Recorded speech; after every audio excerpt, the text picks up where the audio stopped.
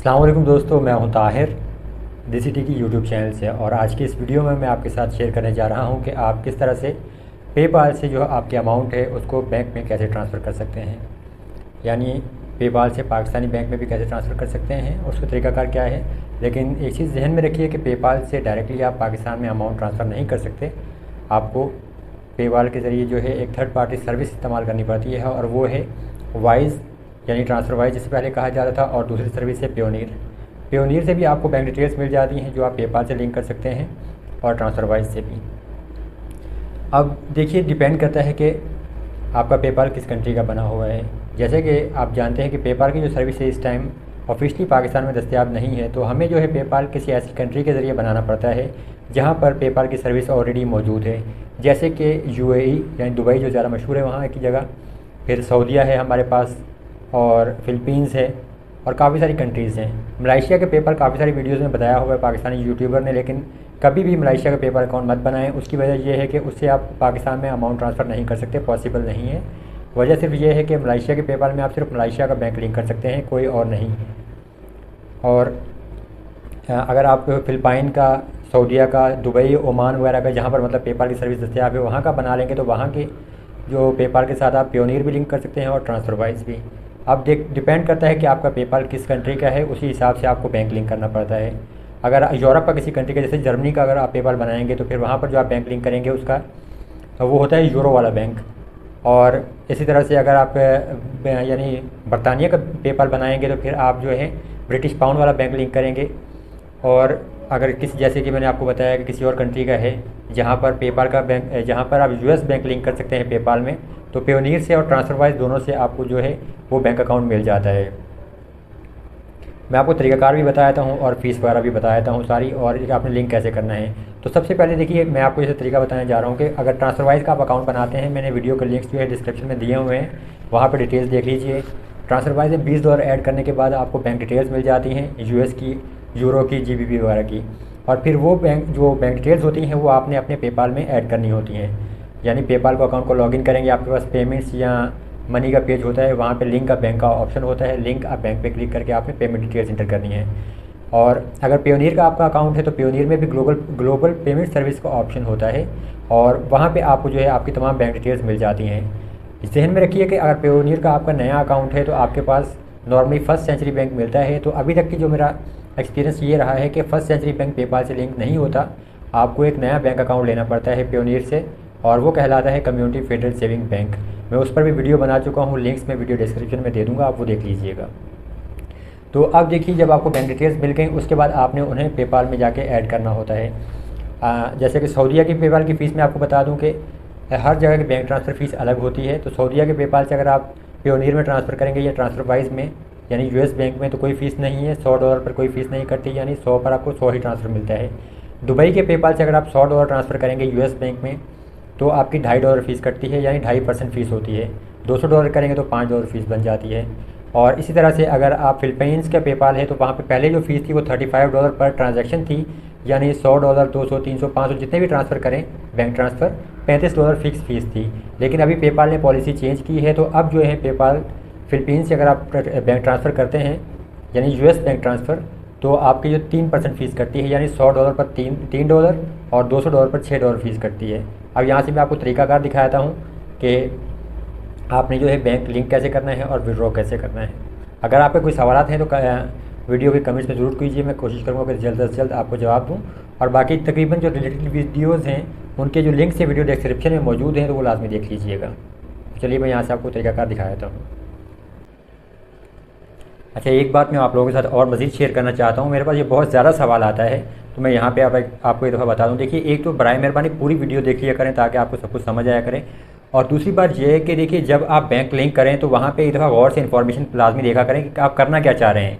सऊदीया के पेपाल में जब आप पेयोनीर का या ट्रांसफ़र वाइज का US बैंक लिंक करेंगे तो वो आपके पास सिर्फ एक ही ऑप्शन आता है, आप US बैंक ही लिंक कर सकते हैं। सऊदीया के पेपाल में आप सऊदीया का बैंक लिंक नहीं कर सकते।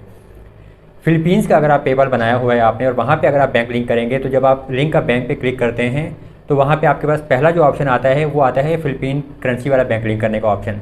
तो आपने वहाँ पे अपनी डिटेल्स इंटर नहीं करनी, आपने वहाँ नीचे छोटा सा लिखा हुआ होता है लिंक US बैंक इंस्टेड। तो बराए मेहरबानी लिंक का यूएस बैंक के ऊपर क्लिक कीजिए और उसके बाद आपने जो है वहाँ पे राउटिंग नंबर और अकाउंट नंबर दे के पेयोनियर या ट्रांसफरवाइज का बैंक वहाँ पे लिंक करना है। फिर अगर आपका दुबई का यानी यूएई का पेपाल है तो वहाँ पे भी जब आप लिंक बैंक पे क्लिक करते हैं तो वहाँ पे जो डिफ़ॉल्ट ऑप्शन आता है वो आपका यूएई का बैंक लिंक करने का ऑप्शन होता है, लेकिन आपने यूएई वाला नहीं करना क्योंकि पेयोनियर में आपको जो बैंक मिलता है वो यूएस डॉलर वाला होता है। ट्रांसफरवाइज का बैंक भी यूएस डॉलर वाला होता है, वो यूएई करेंसी का नहीं होता। तो नीचे जो छोटा सा लिखा हुआ होता है लिंक यूएस बैंक, बराए मेहरबानी उसके ऊपर क्लिक करें और उसके बाद आपने डिटेल्स इंटर करनी है। एक चीज़ और भी जो बहुत ज़्यादा सवाल आता है कि देखिए आपका जो बैंक है नॉर्मली वो फ़ॉरन लिंक नहीं होता।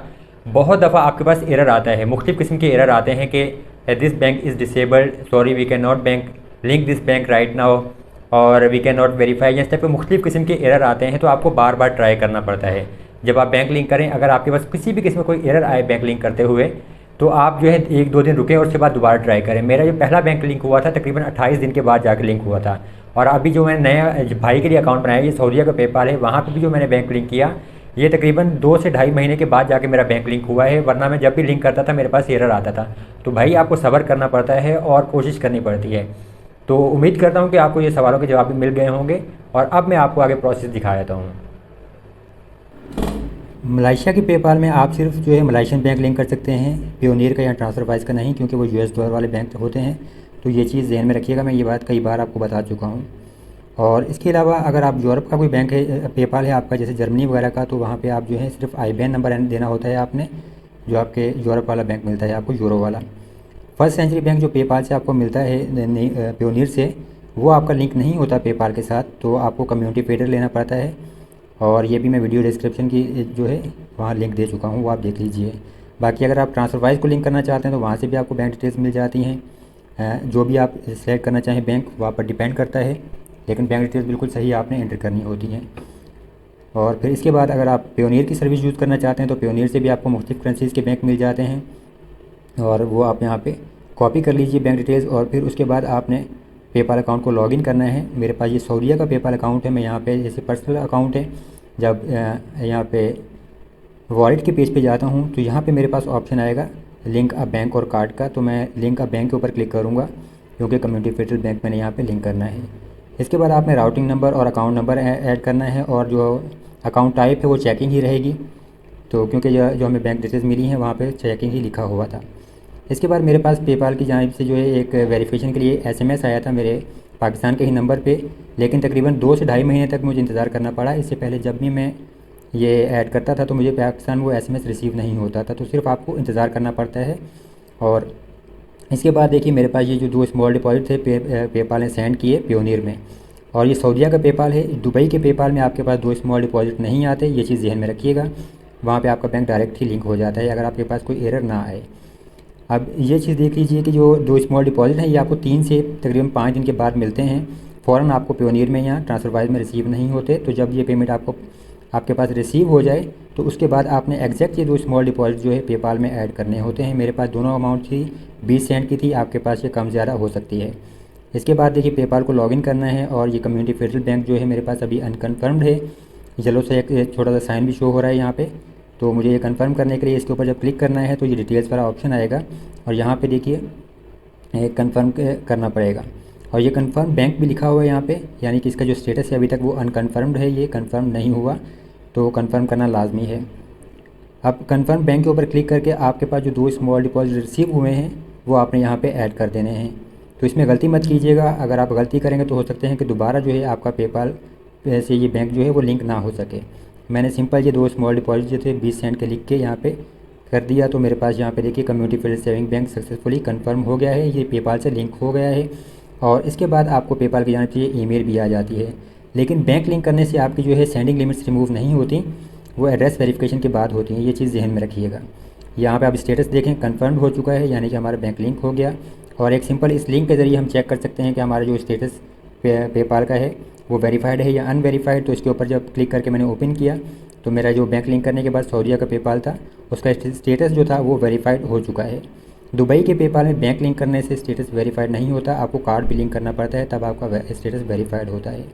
अब अगर आप विड्रॉ करना चाहते हैं तो ट्रांसफ़र फंड्स जो है ये देखिए लिखा हुआ है यहाँ पे बैलेंस के साथ ही, आप इस पर क्लिक कर सकते हैं। या वॉलेट के पेज के ऊपर जाएंगे तो आपका जो जितना बैलेंस होता है वो शो हो जाता है, और वहाँ पे भी आप क्लिक करके विड्रॉ कर सकते हैं। अब मैंने यहाँ पे देखिए ये ट्रांसफ़र फंड्स के ऊपर क्लिक किया, तो यहाँ से मुझे अमाउंट लिखनी है, जितनी भी अमाउंट आप विड्रॉ करना चाहें वो कर सकते हैं। मैंने community federal saving bank select किया, नेक्स्ट के ऊपर क्लिक किया। यहाँ से मैंने $100 लिखने हैं, मैं 100 विड्रॉ करना चाहता हूँ फर्स्ट टाइम, और 100 पे लिख के मैंने नेक्स्ट पे क्लिक कर दिया। और यहाँ से देखिए ये जो सऊदीया का पेपाल है तो इसमें बैंक ट्रांसफ़र की कोई फ़ीस नहीं है, आपको यहाँ पे नज़र आ रहा है कि फ़ीस फ्री है ये ट्रांसफ़र। और नया बैंक अकाउंट जब हम लिंक करते हैं तो नॉर्मली हमारे पास ये जो ट्रांसफ़र इस डिलीट का ऑप्शन भी आता है, तो इससे आपको परेशान होने की ज़रूरत नहीं है, ये बिल्कुल नॉर्मल है। 24 घंटे के बाद नॉर्मली आपका जो बैंक ट्रांसफ़र हो जाता है, और फिर 3 से 4 दिन में आपको जो पेपाल वाली पेमेंट पेयोनियर में या ट्रांसफ़र वाइज में रिसीव हो जाती है। और फिर आपको जो है पेयोनियर की जानिब से भी ईमेल आई आती है कि भी आपको पेमेंट रिसीव हुई है।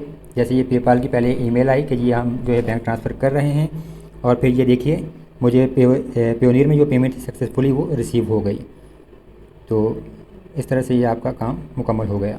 अगर आप ट्रांसफ़र वाइज का बैंक लिंक करना चाहेंगे पेपाल से, उसका ये प्रोसेस सेम है। लिंक का बैंक के ऊपर आपने क्लिक करना है, और ट्रांसफ़र वाइज से जो आपको बैंक डिटेल्स मिली हैं यूएस वाली, जैसे ये दुबई का पेपाल है, वहाँ पे मैंने जब लिंक करने की कोशिश की तो मेरे पास शुरू में एरर आया था, तो लेकिन आपको बार बार ट्राई करना पड़ता है, और ये कुछ अर्से के बाद फिर लिंक हो गया था बैंक लिंक होने के बाद आपके पास ये इस तरह से शो करता है। यहाँ पे देखिए evolve bank and trust link है मेरे पास यूएई पेपाल में, और फिर आप जो है ट्रांसफ़र करना चाहें अमाउंट को तो ट्रांसफ़र मनी पे जाएँ, और यहाँ से जाकर नेक्स्ट पे, और जितनी अमाउंट आपने ट्रांसफ़र करनी है वो बैलेंस आप यहाँ पे लिखें। मैं $9 ट्रांसफ़र कर रहा था, जैसे ये मैंने जब वीडियो बनाई थी तो ये 2.5% फ़ीस है, यूएई पेपाल की 2.5% फ़ीस होती है, जैसे मैंने आपको पहले बताया। यहाँ पे आपकी जो अमाउंट है तमाम शो हो जाती है और फ़ीस भी, और फिर यहाँ पे आपने ट्रांसफ़र पर क्लिक कर देना है, और ये अमाउंट आपको जो है आपके बैंक में जो है वाइज वाले बैंक में 3 से 4 दिन में आ जाती है, और वहाँ से फिर आप जो है अपने पाकिस्तान के बैंक में ट्रांसफ़र कर सकते हैं, चाहे पेयोनियर हो या वाइज, वहाँ से पाकिस्तान बैंक ट्रांसफ़र हो जाती है। पेयोनियर से जैज़ कैश में भी अमाउंट आ जाती है।